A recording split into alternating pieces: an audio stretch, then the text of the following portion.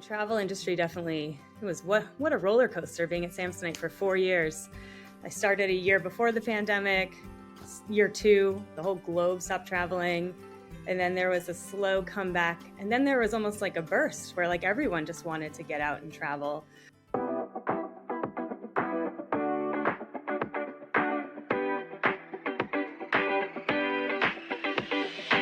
This is the Snarketing Podcast, for marketers, by marketers, talking to marketers with just a touch of snark. Now, here are your hosts, Valerie Vespa and Matt Wurst. Hi there to the snarky people, to the marketing people, and of course to our favorites in the center of the snarky and marketing Venn diagram, the snarketing people, because this podcast is for you. I am co-host Matt Wurst, and by day I am the North American lead for digital and social agency Connects. And I am Valerie Vespa, co-host of this Snarketing podcast, but by day, VP brand partnerships at Outfront Media. And really happy to be here today with you guys. It's episode 4. We're glad everyone has either found us for the first time or come back. I will get into our data actually a little bit later because that's going to be a recurring theme. We like to look at the metrics, right? But I like this because you don't actually tell me in advance. So I actually find out with all of the listeners, which is fantastic. This is going to be, and I could be totally making it up, but that would not be credible. And I like to be as authentic as possible. So first, in the spirit of authenticity, I will tell everyone that Valerie, you were on vacation for the last week while I was working. So welcome back. Thank you. It feels good to be back, to be honest with you. I touched down in the United States and was very happy to be back home. You had a whirlwind tour. We were together in Cannes, and then you went to someplace else. Yes, Portugal. Well, I stopped in Saint-Tropez on the way, and that was magnificent. I have heard that it is beautiful. I made it about an hour on the way to Saint-Tropez and then turned around and went back to Cannes while we were there. But enjoyed the beach, enjoyed a lovely afternoon with friends before we left. And now we're back in the thick of things.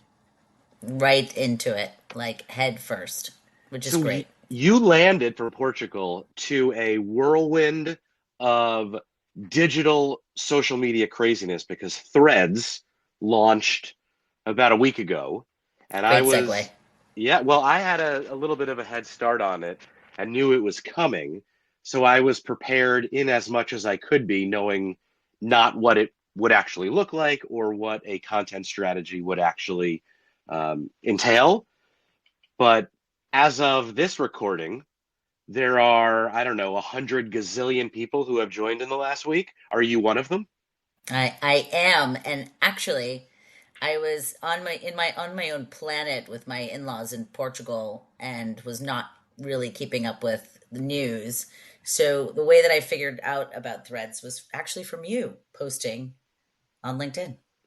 So well, that's a strategy. I definitely shared on Twitter for what maybe the last time, I don't know, and LinkedIn that this was up and running. And this is a great segue into the seen and the heard, but this is what is happening. We call this the seen and the heard.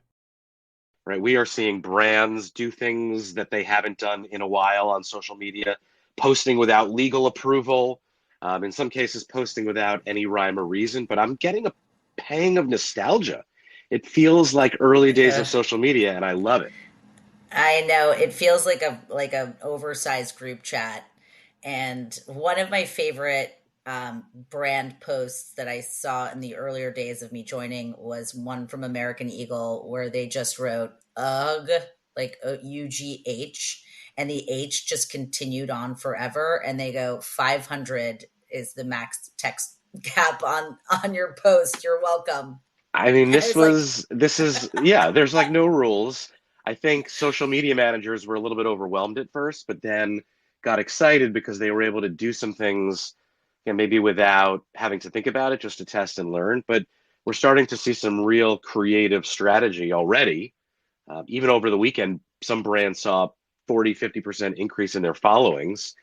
But it's Amazing. Still far less than what their followings are on other channels. Yet the engagement rates in some cases are even higher because there's no paid media, there's no algorithm, and as far as I could tell, there are no assholes. I think generally speaking, I was seeing a lot of friendlies and it felt really like a very safe, happy place. What is your over and under in terms of it taking down Twitter? I don't think one thing is going to take down Twitter. I don't know that Twitter is at risk, but they are definitely going to be challenged from a monetization perspective. And we will see as some of these other channels and platforms like Blue Sky and Mastodon and Spill challenge Twitter. We might see fragmented audiences, but I don't know that I'm going to spend more time on channels. I might just be more spread out, What does and spread out mean? meaning I might have a more defined strategy, but spend less time on each of these channels. Right, right. But I'm definitely spending less time on Twitter, probably hours less already. I don't know that they are going to find a way out that is financially lucrative unless they really double down, cut their losses, and focus on a very niche audience, which for Twitter at this point, it scares me what that audience might be. For me, I feel like Elon needs to be like Homer Simpson, like falling back into the bushes if they want to see any sort of progress with that platform. And that's not happening. We'll see. The other thing that I think has been really popping off while you were overseas, and it's everywhere, and you can't see me, but I am fully clad in pink, but it's Barbie. The Barbie collabs are everywhere. Barbie with Airbnb, Barbie and Oreo, Barbie movie, Barbie. It's taking over, and I wonder if there's such thing as oversaturation in this case, but collaborations and nostalgia are definitely happening right now. Yeah, yeah. I mean, I think it is in any other sort of brand collaboration, it would be overkill. But I think with Barbie, I think people are welcoming one, the nostalgia, and two, just the color pink. I think it's a happy thing. I think that she's bringing they're bringing a new tone to who Barbie is. And I don't know. I like everything about it. I think Margot Robbie is totally like the most beautiful thing I've ever seen. So I don't mind seeing her on my thread as often as I have been. I don't know. There's just a lot to visually love about it. I think it's interesting timing too, because yes, you always see historically big summer movies dominating the conversation. That hasn't happened for a while. And typically July and August are dead months for marketing anyway, or somewhat dead. There aren't at least activities and events for us to all hang out at. And that will pick up again in the fall. But I wonder if between Threads and Barbie and some of the collaborations that we're seeing brands doing, if that's going to sustain us for the entire summer, or if everyone's just going to take the month of August off like they always do. Probably the latter. The question I had was being in the out of home space and cinema sort of being kind of partly part of this world. I almost, I don't know, maybe it's just my own conspiracy theory. I almost feel like there's some sort of puppeteering around the desire to bring people back into the cinema for, to see movies, when they actually come out. Like I saw something with Tom Cruise saying, Margot Robbie, show me a ticket to your movie and I'll show you a ticket.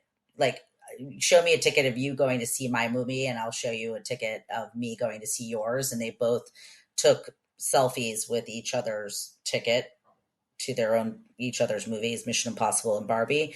I don't know. I just feel like there's a little puppeteering going on with some of, whoever they are, AMC, whoever the other movie theater companies are, to try and push people. Well, those celebrities as influencers and creators are always going to be at the forefront of marketing their own IP and the products and properties and platforms with which they are associated. So I don't know that that's entirely new, but given that the movie industry had a blip of a comeback and now streaming media and OTT is challenging it yet again, I think it's kind of a now or never situation. 4 theaters. The one in my town closed a year ago and never reopened. I can't imagine how many smaller theaters around the country and around the world Are are also jeopardized. now. Yeah. So I think this is a pull out all stops, use whatever tricks and ploys you can. But we have to adapt as marketers to both the audience behavior and see if we can't lead them down a path that we want them to. Speaking of leading our audiences, let's jump into digging into our data.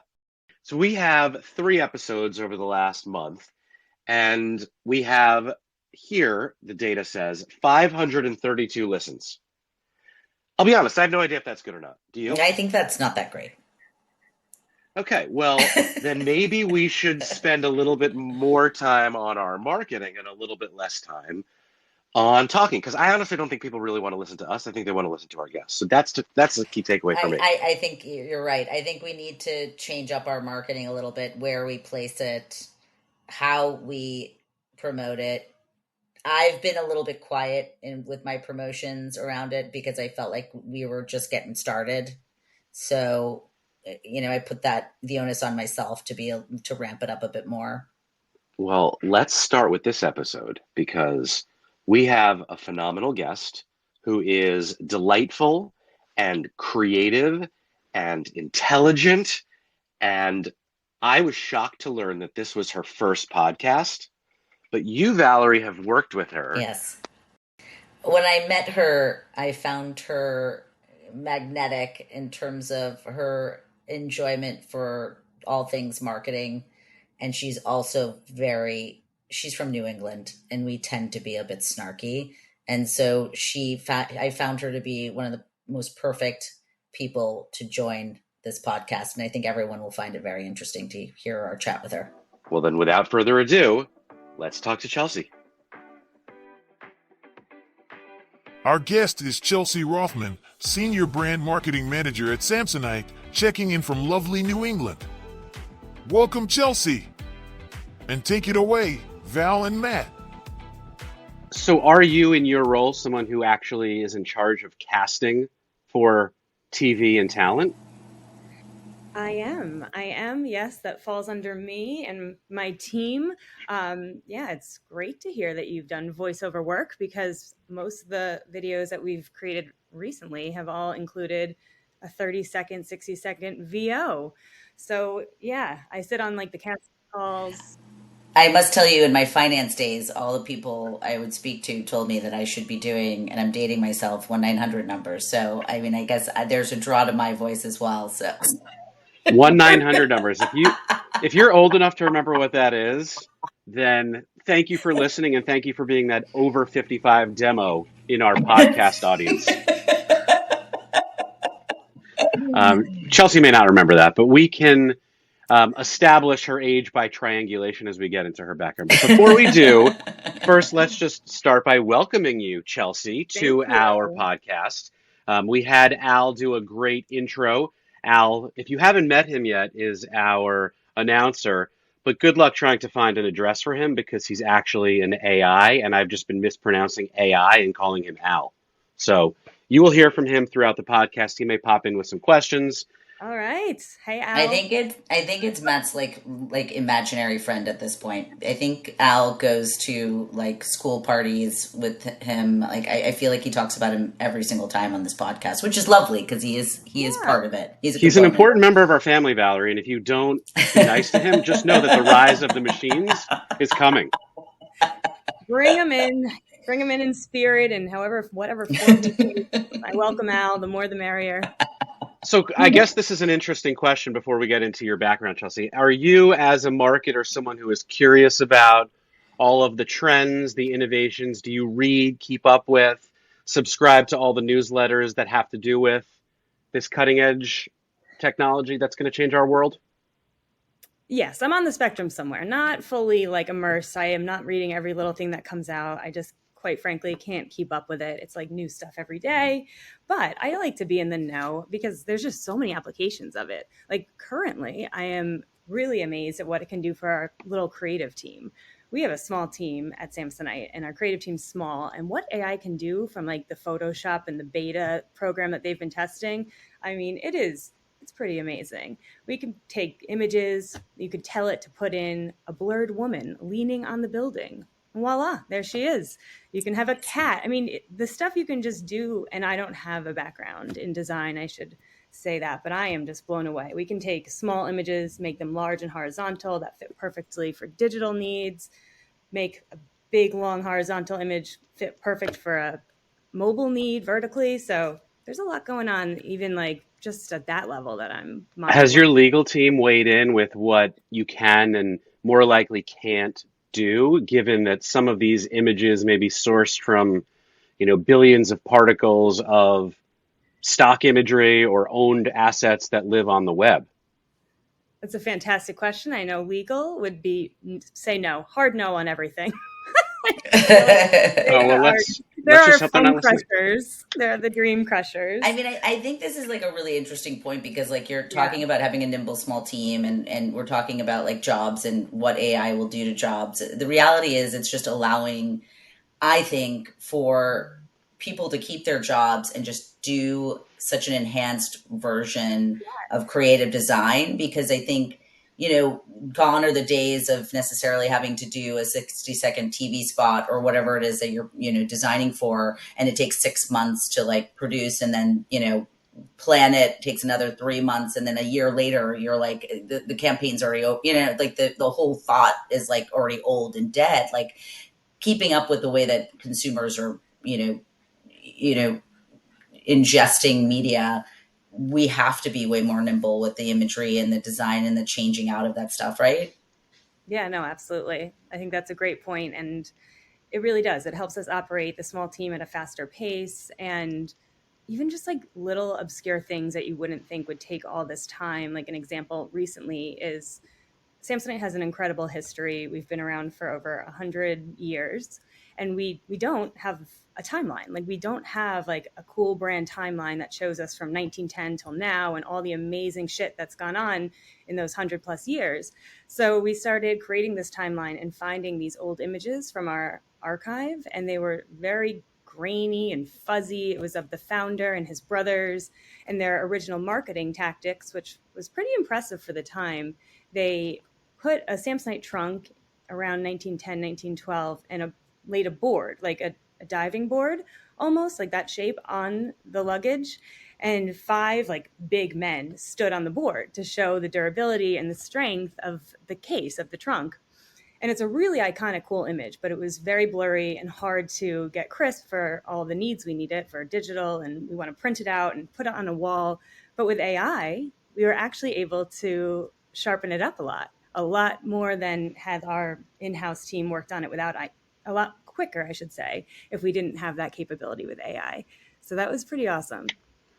Can we go back to like this 100-year-old brand? Because I find this fascinating. And I think there's so much amazing work that can go into working for a brand that old. But then at the same time, there's the challenges of like, how do you, particularly in the travel industry, so much has changed over time in the way people travel. We're not bringing hat boxes with us, at least I'm not. But like, can you just kind of, talk about how you're holding on to the past and bringing it into the current?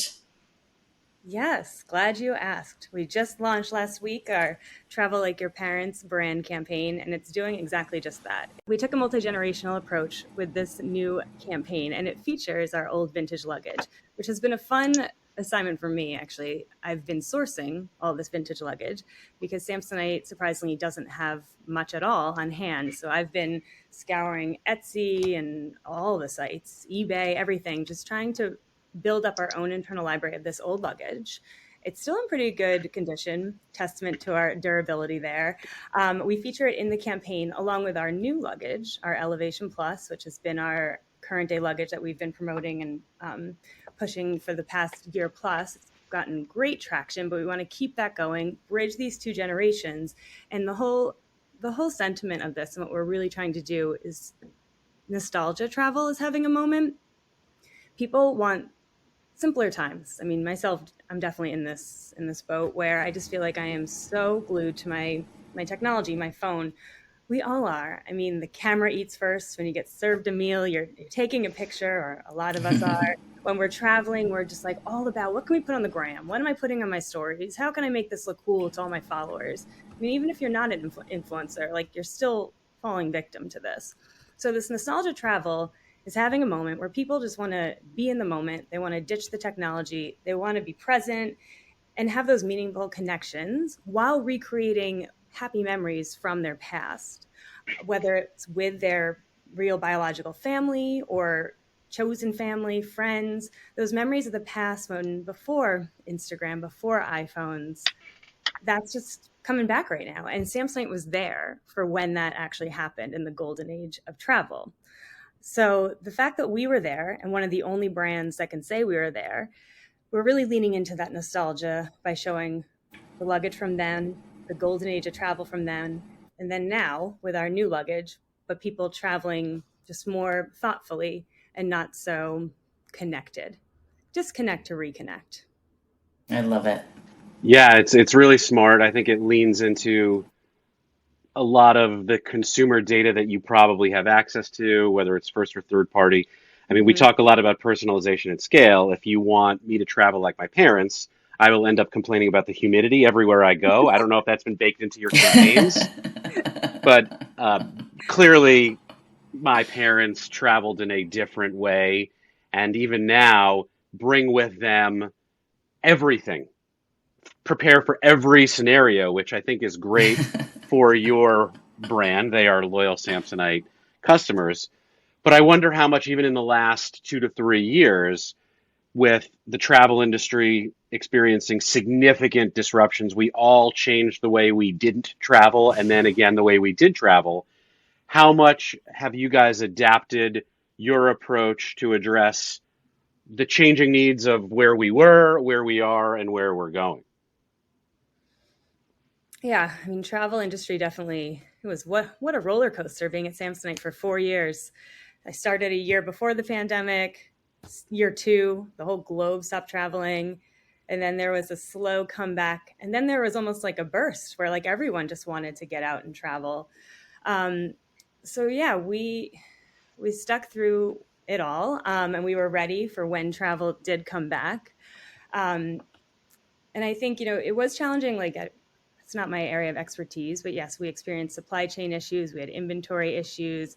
We are caught up, and it is great to just be there for this moment. And really, whatever that moment is to everybody, like we always stress, it doesn't have to be these like bucket list huge trips. You're going cross country, like that's not for everybody. Not everyone can do that. I mean, you could just be doing a weekend trip in a couple towns over or going to the beach. It doesn't matter. But we have products and really great, innovative, modern day products. That's one distinction. I mean, as much as we love leaning into our past, we really want everyone to know that we've always been the industry leaders in innovation, and we still are.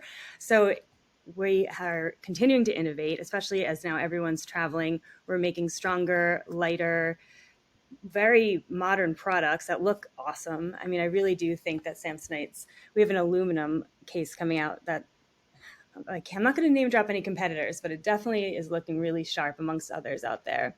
So yeah, we're just Amazing. there for this surge. And I don't know if that answers your question, but keep going. Also thinking about like luxury having such a spotlight and people wanting to have like designer stuff and look really good with like their logos and stuff. I think like a piece of luggage really matters. I mean, Yeah. it kind of like sets the tone for your traveling, whatever you're doing. So like having something modern and elegant and interesting looking is like is important to people. So I love it. I love that. Yeah.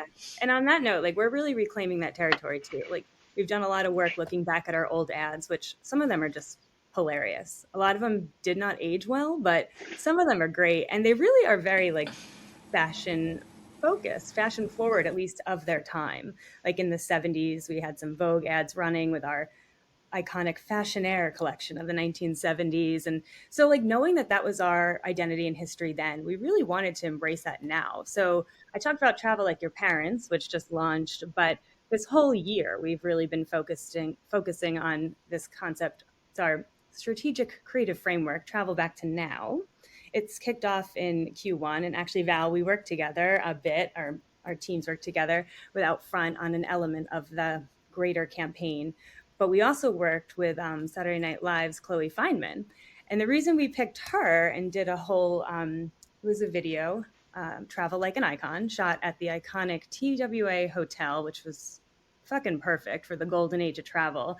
Amazing. You take one step into that hotel and you're just transported back to 1960s, 1970s. I don't know if you've been there, but it's a pretty special place. They've got like the music going, the displays. It's really interactive, and you feel like you're in another time completely. So it was the perfect setting. We had a great production team, Timeless Eye, love them. And Chloe just has this amazing, iconic style. So I'm getting to the point here, but she really is a fashion icon in her own way. She has great humor, great wit, which is perfect for the brand.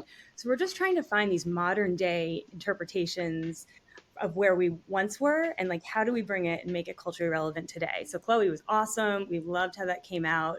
The style was there, and it made the luggage look really awesome. So yes, it's a fashion piece, and we're leaning into that. When you have a fashion background, and you mentioned you've been at Samsonite for an entire eternity of pre, current, and post, Yes. mid-pandemic and post-pandemic. But before that, your background, well, tell us a little bit about how you got to Samson, how you arrived with luggage in hand. Yes, how I made my arrival. After graduating grad school, I worked at a handbag company, Brahmin Handbags. They're located in Fairhaven, Massachusetts. Smaller company, but a lot of opportunity. And it was a smaller player in the game, so it was great because we really had to be strategic, and we were just kind of we were on the forefront on a lot of the waves that were happening at the time, like influencer marketing, Instagram. So you're wearing a lot of hats too, right? At a Yes. smaller organization, even I've as always worn. I know no different. I always wear a lot of hats. I like it. I don't know that I would. That's why you need so many suitcases to fit all those hats. Yeah, and I would take a hat box, Val. I think I would. Yes, I've always worn a lot of hats. I do like it because marketing and social media and influencer marketing, all of that during this time at the handbag company was like really new. Instagram has been around for a minute now, but I remember like starting it there. It was brand new, and I was like, we really need to get on Instagram.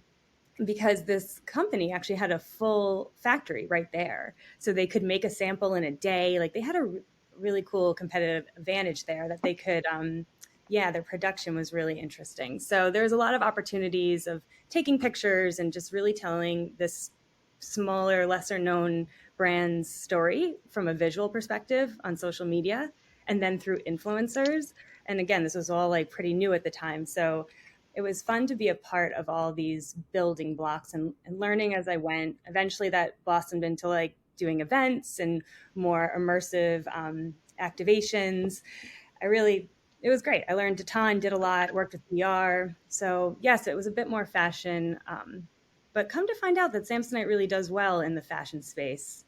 The Chloe campaign actually landed us a really great fashion press placement, like, where was it? In Elle, I believe. Wow. You'll have to fact check that, but I think it's Elle. And I think it was, we were in great company. Gucci was listed, but it was the spring's greatest fashion campaigns. And Samsonite, little old Samsonite, it was there. I mean, I got to tell you, I saw pictures from that Chloe thing, and the colors, and I mean, the production on it was just incredible. Thank you. It really we was. were very proud. It was a really good moment for us. We were super excited with how it came out, and seeing it in the wild was fun. Now, is she a native New Englander? I can't remember. She's not. She's not, a West Coast girl. Well, okay. Yeah. But you are. I got it. Well, I am now. I'm glad that I got you to believe that I was from here. But no, I'm from Long Island. No. Yes. Yeah, well, everyone from Long Island knows each other, so that's clear.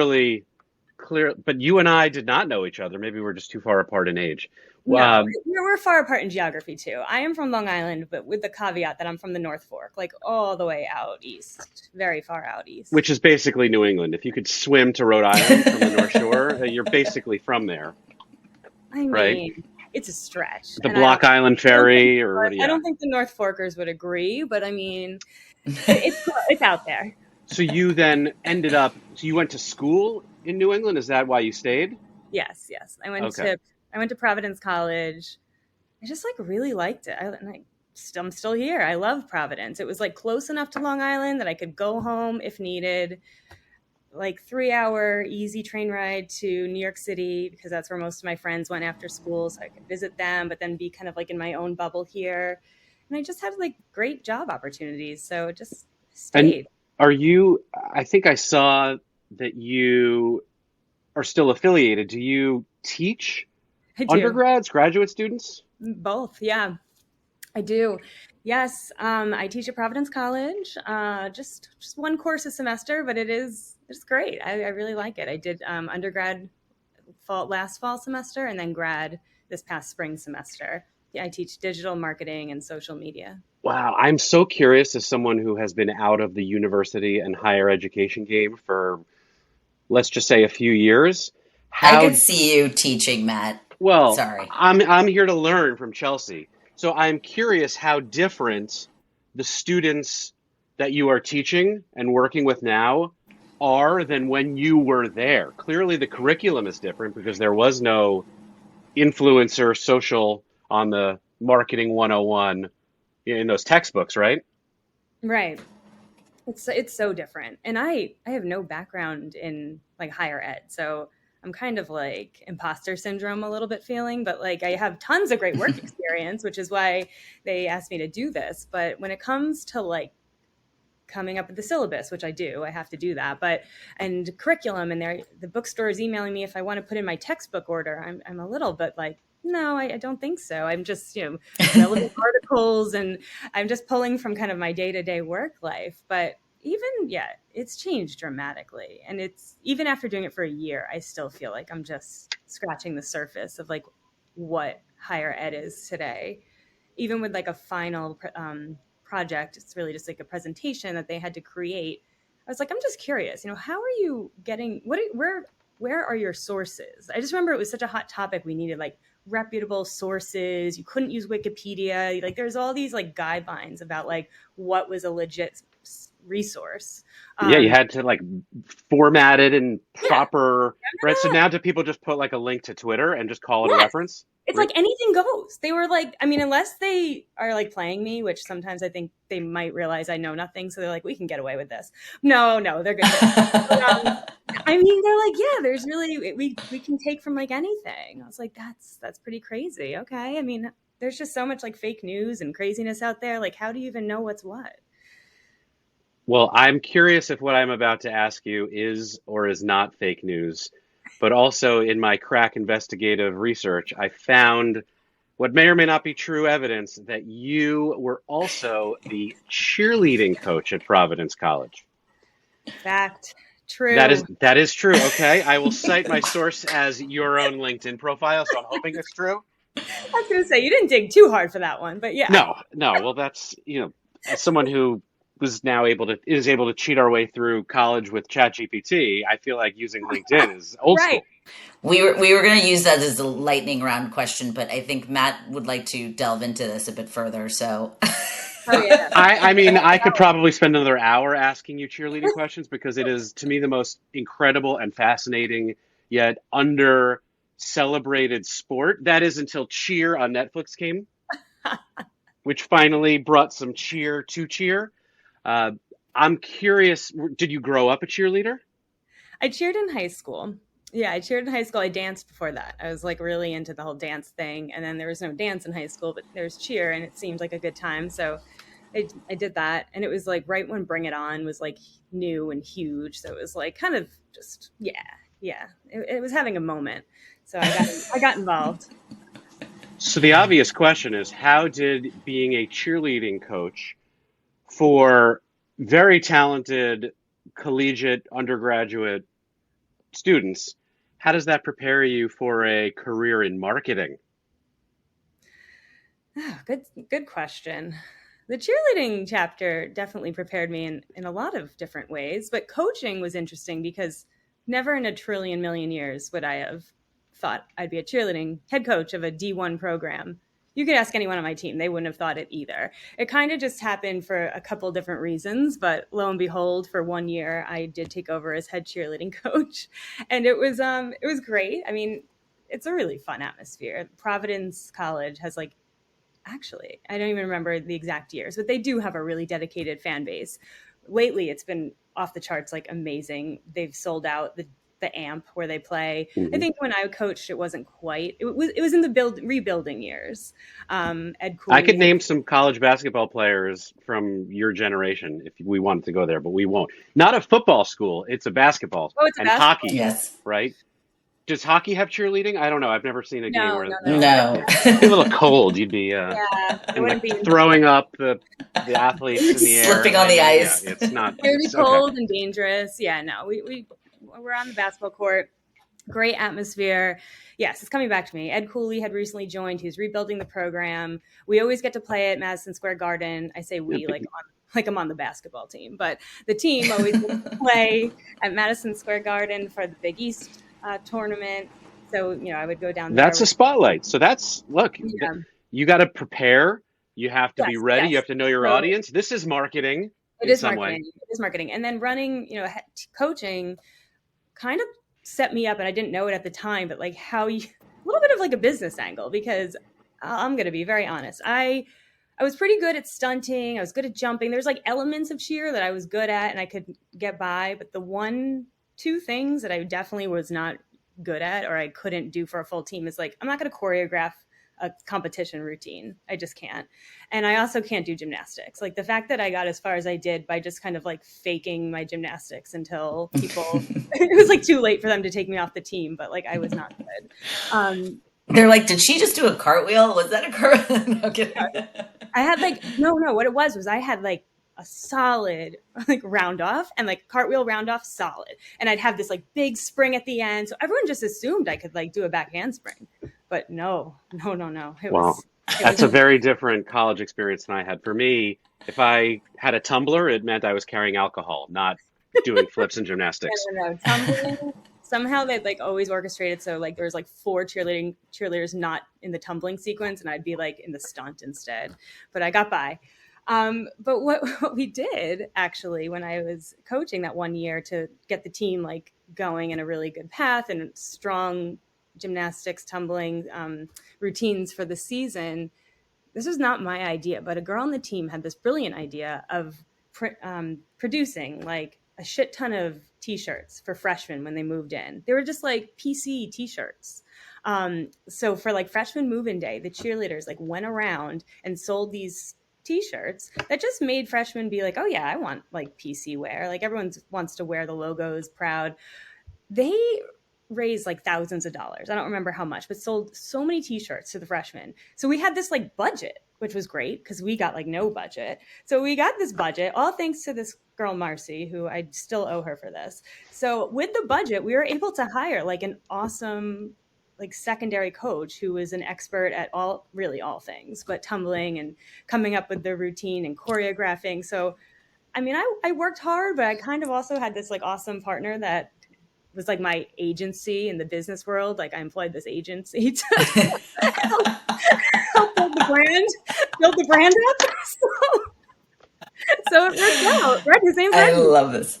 That's delegation, right? It's what you want to keep in-house and what you want to outsource. I had to outsource. You are the first and only person who I've known that cheerleaded and coached a D1 cheerleading squad. I mean, it's so impressive to me. It really is. Thank you. It was awesome. It was a great opportunity, and it was fun. Yeah, I loved my whole cheerleading chapter. I really did. The Snarketing Podcast is sponsored, in part, by Zarbee's Kids Melatonin Gummies. When your kids can't fall asleep, this effective drug-free bedtime sleep aid supplement will do the trick. For children ages 3 and up. And now, back to the snark. So coming back to Samsonite, sorry, Matt, where are you heading? I know that we were talking about just staying in tune with current day influencers and creators and it being like a massive overhaul. And I know you have people on your team that you work with closely that help you with that. But where do you see sort of this evolution and these stories going? Are you sticking with this theme? Do you feel like each year you kind of do a reset in terms of direction? Like how does that work internally with you guys? Yeah. So for the past, we've really been at this like elevating, modernizing this brand hard for the past like 2 years. And we did do a reset between each year. We had our brand campaign last year, which was all about take what's yours, take all your PTO, get back out there and travel, work can wait, live. We love that. People love that. But we didn't feel like it really had the power and longevity to keep going for more than last year.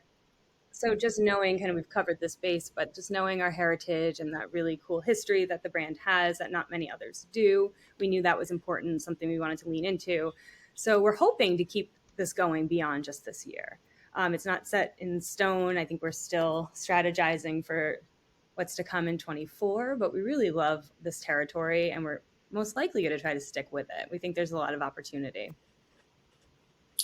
And so from a production standpoint, are you traveling anymore for work? I know, tell us a few of the places the destinations you've gone to do these shoots. Yeah, I've been on the go a lot this half of the year.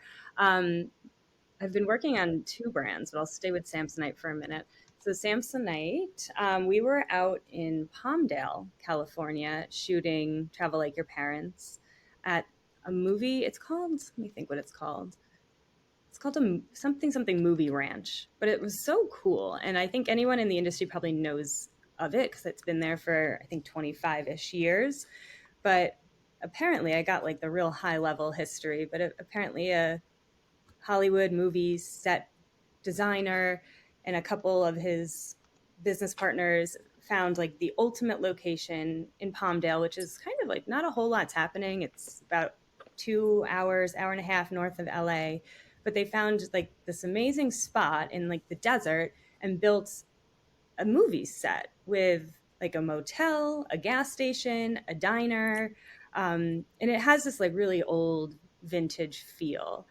And it just on camera, it looks awesome. Like there's been a lot of big time photo shoots that's happened there. I mean, there's tons of like entertainment history. Lady Gaga and Beyonce's telephone video was shot there. I mean, that was all I needed to know. I was in. I was in.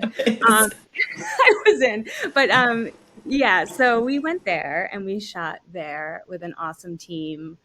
And that was really cool to experience. And you know what? Next time Lady Gaga and Beyonce are there, they're going to be like, is this where that Samsonite video was shot? Exactly.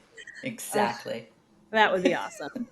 But yeah, I mean, we shot in the same diner that they were dancing in, so that was a plus. That was a good trip, and that was just the perfect setting for this, because we could, with the production team's help, of course, really have those 2 decades, present day, and we could just like make it all happen there, which was awesome. And we like left the movie ranch too. We went to other areas in that city. To shoot. So that was one. And then when we launched the Travel Like Your Parents campaign, we really wanted to educate people and like bring editors and some influencers up to speed with what we're doing, get them excited, and hopefully just like build relationships and see more press placements in the future. So we invited a handful of editors and influencers out to Palm Springs, and this was just like 2 weeks ago, to really invite them to be a part of the Samsonite experience. There was a lot of thought and strategy that went into this. We sourced, along with our PR agency, old train cases, like vintage train cases from Samsonite, which there's just something so iconic about them. When you see the train case, you're just like, I want one of those, whether to carry and travel with or just like have on display in your home. They're really nice. So we found those and we stuffed them with goodies, but with the intent of them like taking photos on a Polaroid and maybe even scrapbooking a little bit, like going back to yesteryear and living the moments and then like keeping the moments special in those ways. So that was fun. So we had this whole press trip. We're in Palm Springs. We did hot air balloons. We did like really cool things. It was quick, 3 days, but it was really nice to like launch this campaign and then actually live the campaign and expand the Samsonite family through What that. was the feedback from the editors? They loved it. They're like still posting, which is so great Uh, because the lines of editor and influencers, like they're so blurred now. I mean, these editors all have huge followings too. So they get like the amount of posts and reels and stories and tags. It's really was great to see. And the fact that they're Yay. still doing it is awesome. And yeah, and we gave them like current day Samsonite product too to travel with. We didn't just give them the train cases, but the train case was a nice surprise and delight. It was like in their hotel room when they checked in. So yeah, so it So was great. smart. Yeah, Well, two good trips. it's a very innovative use case because I think as the term influencer becomes maybe a bit more outdated now, and everyone's a creator, including us contributing in this podcast space, finding ways to stand out, finding talent in and across relevant spaces is going to be not only a challenge in terms of creativity, but really also an opportunity because that's authentic. It's how you tell your story. I'm curious, as someone who travels for work, if you sometimes find yourself experiencing things that you're like, ooh, you know what? This would make for an interesting social media post. Or like, are you a focus group of one when you are living and breathing, and I'm assuming traveling with your own product? At least I hope. Oh yeah, I only travel with Samsonite. Our luggage is the best.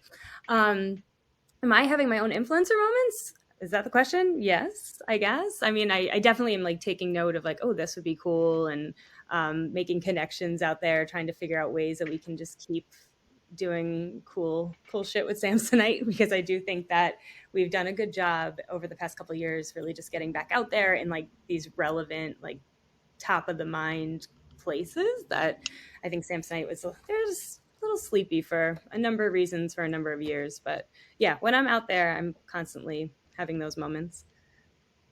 Is there anything like happening in marketing and media that you're really interested in and you're looking to learn more about, or you're currently doing that, or anything that you're terrified of? Or kind of just like about? It could be any of those things. I know, good question. Let me think on that. I'm just so focused at like getting the brand out there and like connecting with younger consumers again without alienating our loyalists. I know like every brand is trying to do that, but I just think we have such opportunity to keep it going. We've like dipped the toe in the water and like, what's the next thing? Like, what's the next bigger thing that's still like unique to Samsonite? And that's kind of the puzzle that I love to like be a part of. It's like, I don't want to just follow what like the brands are doing. That's not going to get us anywhere. Like you're always late to the game if you're doing that, and it's not authentic. So just trying to find the next, like the Travel Like an Icon with Chloe campaign was great. It was again just like a smaller. I don't want to call it smaller, but we want something kind of bigger that's a little bit disruptive for Samsonite. So just trying to figure out what that is like what I'm always looking for. Always disrupting. Yeah. Like, I know. I feel like knock on wood, I feel like I'm always going to have a job because I just like, for example, like spoke to a 21-year-old who's like interning at the New York Times this summer, and she was so smart and lovely, and she's like, out of home billboards. So those work, huh? And I was like, oh gosh, I am going to be educating people for a lifetime. So long as I'm doing this. Well, we all have to stay curious. We have to keep up with what's worked yes. forever and integrate new and exciting, innovative technologies.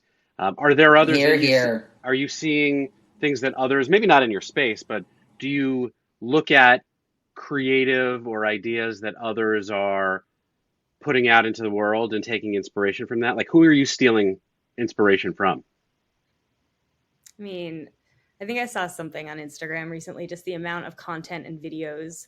Like we've watched more videos in like 1 hour than someone in like the 1950s watched in like a lifetime. Yeah. It's like crazy. So yeah, I'm constantly always immersed in like what's going on. I mean, I feel a little bit on the spot where I can't like name drop a brand that I'm like really fixated on at the moment. But I really like to see like, I guess what like people are doing and how I think maybe my head keeps going to like partnerships and like how brands are working with celebrities or like meaningful people that like make sense for that brand just to try to like get it out. I mean, this is nothing new, but just how are they doing it in a new way? Because like I do think it like the bubble. You know, it's like a perfect example, and I think you met some of those folks at an event that was happening in Boston, but New Balance. Like, talk about a historical brand that is just, Yes. I mean, my son is like obsessed with like his New Balance Kith, like collaboration sneakers, like that I spent way too much money on. But like, I think New Balance is just incredible in terms of what they're doing. That's a perfect brand to name drop. Yes, 100%. And we often say like the way they made the dad shoe cool again is like what we are essentially in the travel. In the travel space. Yes. Well, the best marketer is also the best consumer. And I can tell you personally that you and your company and your content have inspired us. It inspires me. I was actually talking about it with my team last week, this campaign, because I think, look, we're all trying to figure out new ways to cut through the clutter, but understanding what is emotionally resonant, what is engaging, and what will be everlasting is increasingly challenging. Yet there are tools that make it easier. There are creators who will continue to inspire us and challenge us in new ways, and you are one of them. So I thank you for joining us, for sharing your wisdom. But before we let you go, I know you've been nervously or maybe eagerly awaiting this experience. A little of both, but bring it on. I'm ready. This is gone in 60 seconds. So we're going to have Al put 60 seconds on the clock, and we are going to get started now. First question, hard shell, leather, or fabric luggage? What is in your closet right now? Hard shell. Hard shell. Okay. And when you are traveling with that, what is your favorite place to visit? Ooh, favorite place to visit. Man, I like to go everywhere. Okay, let me think. I like to go to Naples, Florida. In the US. It's nothing exciting, but I like to get away and go there. Last summer, I took my son on a road trip and we drove through Providence, Rhode Island, and I gave him the history. And I told him, do you know that Rhode Island is one of the first 13 colonies? It was the first of to declare independence. Do you now, as a Providence resident, consider yourself to be a revolutionary? Yes. Okay, So we'll leave it at that. Are you someone who is more likely to ask permission or forgiveness when you want something? Permission. I wish I was the opposite, honestly, but I overthink and I'm like, I should probably get permission. And in your creative marketing pursuits, is there a celebrity or a creator or an influencer that you most want to work with? I mean, I'm not talking about Samsonite, but just like me. Sure. Beyonce. Okay. We knew that from our earlier conversation. And the last question, as a, I don't know, maybe former, maybe still current cheerleader, who's your biggest cheerleader?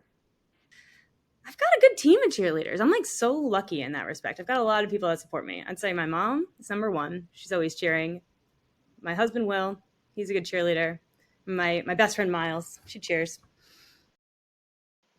Who's your favorite person to travel with? My favorite person to travel with? Can I say that? Like, I actually love solo traveling. It's my jam. I love that. My husband would be pissed, but like he knows it. The first, this is 60 seconds. I won't tell a story, but yeah. There's no judgment here. I'm about to get on a transatlantic flight, and I'm very glad my kids are not with me. I'll say that right now. Well, Chelsea Rothman, thank you for the generosity of your time, for sharing your experience and expertise and a little bit of snark with us. We look forward to seeing you in an airport, on the road, somewhere with a beautiful piece of fashionable luggage towed behind you. You've done great. Thank you so much. This has been really fun. As always, that just made me a whole lot smarter. Which is saying something given my CPU is a neural net processor. I'm a learning computer. But thanks to Chelsea Rothman for joining Val and Matt on the Snarketing podcast. Hope you enjoyed it, and we'll see you again soon.